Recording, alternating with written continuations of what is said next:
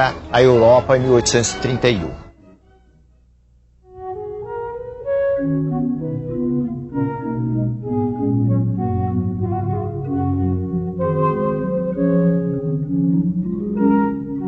A regência foi um período em que o Brasil foi governado por algumas pessoas da elite, enquanto se esperava a maioridade de Dom Pedro II. Uma das coisas mais importantes que ocorreram na regência foi a tentativa de descentralizar o poder no Brasil. Então os regentes procuraram atender aos interesses, principalmente das grandes províncias. Quais eram?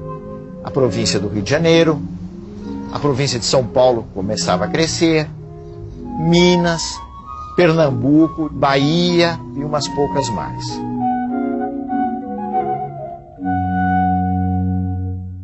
A regência terminou por pressão, principalmente das elites, das grandes províncias, que perceberam a necessidade de ter um comando centralizado. Essas elites pressionaram no sentido de que fosse decretada antecipadamente a maioridade de Dom Pedro, que era um menino de 14 anos. E com isso, Dom Pedro foi considerado maior, subiu ao trono e começou no país o período do chamado Segundo Reinado.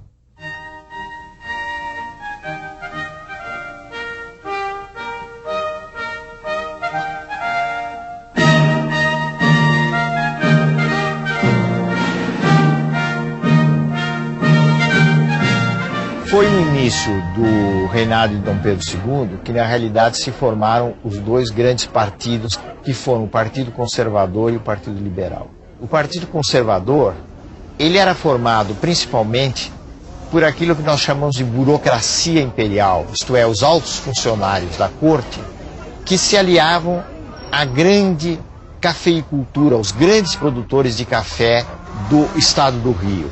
O Partido Liberal era formado por gente de outras províncias.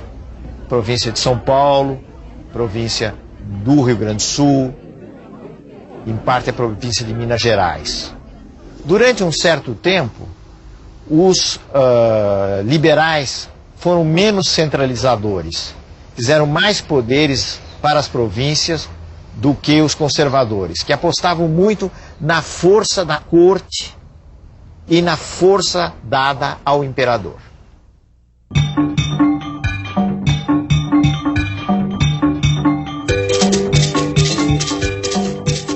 Várias coisas foram feitas no sentido de fazer uma maior integração do país.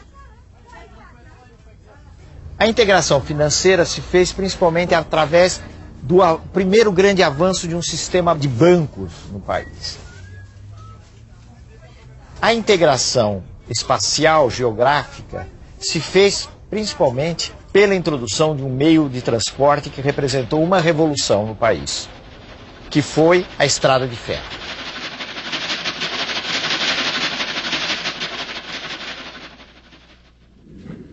O Nordeste teve uma expansão na sua rede ferroviária muito ligada a uma empresa estrangeira, inglesa, chamada Great Western, que uniu várias partes de Pernambuco e da Bahia. Mas, por razões de ordem econômica principalmente, o coração durante o império da expansão ferroviária foi o Centro-Sul, foi São Paulo e o Rio de Janeiro.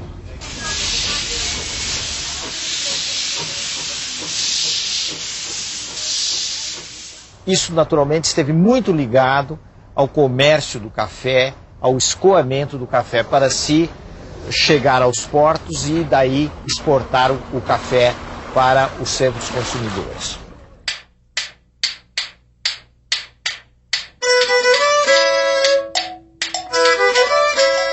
A primeira região de expansão da produção do café foi a região do Vale do Paraíba. Primeiro na sua parte da província do Rio de Janeiro. Depois de 1860, aproximadamente, a grande região cafeeira se tornou a chamada região do Oeste Paulista.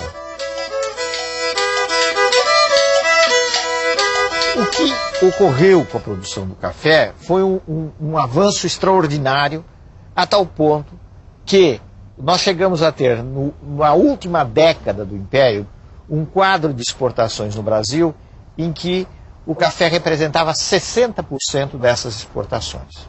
Isso significou, entre outras coisas, a crise de uma outra produção que tinha sido muito importante no Brasil colônia e no Brasil independente, e que era o açúcar.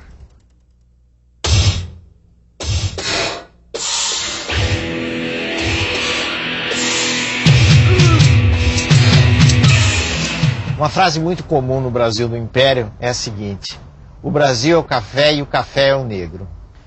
O que quer dizer isso? Que o café, a produção do café se baseava muito no trabalho escravo. No quadro internacional, o sistema escravista entrou em crise.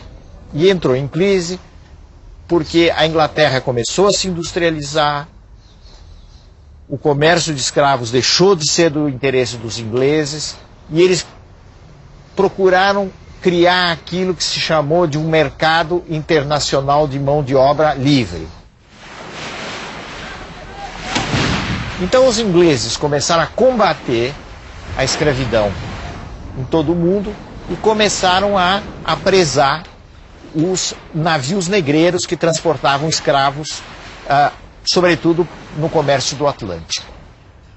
Ao realizar essa política, os ingleses necessariamente iriam se confrontar com os interesses brasileiros, de uma elite brasileira que vivia da escravidão. Mas na realidade os brasileiros não tinham a menor intenção, nem os grandes proprietários, nem os negociantes de escravos, de acabar com o tráfico de escravos e a escravidão no Brasil.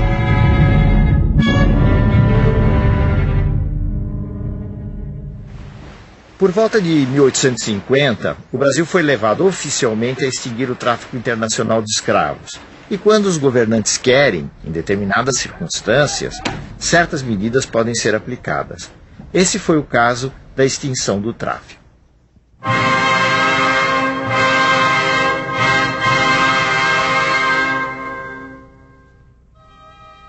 A história do Segundo Reinado está cheia de fatos importantes, inclusive no plano da política externa, porque foi durante o Segundo Reinado que o Brasil se lançou numa grande guerra que foi a guerra conhecida como a do Paraguai.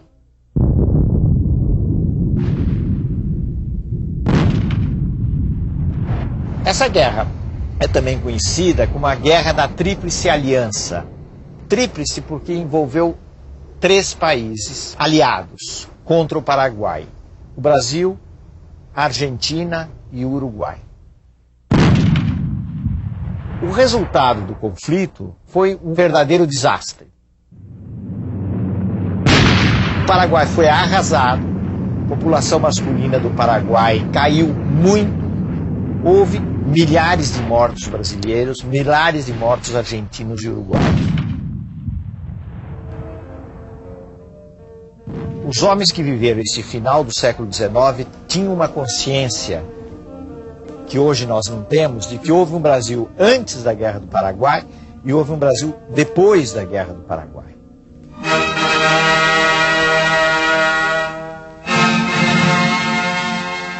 Primeiro, houve uma maior consciência de que havia um problema grave da escravidão, porque muitos escravos foram lutar na Guerra do Paraguai.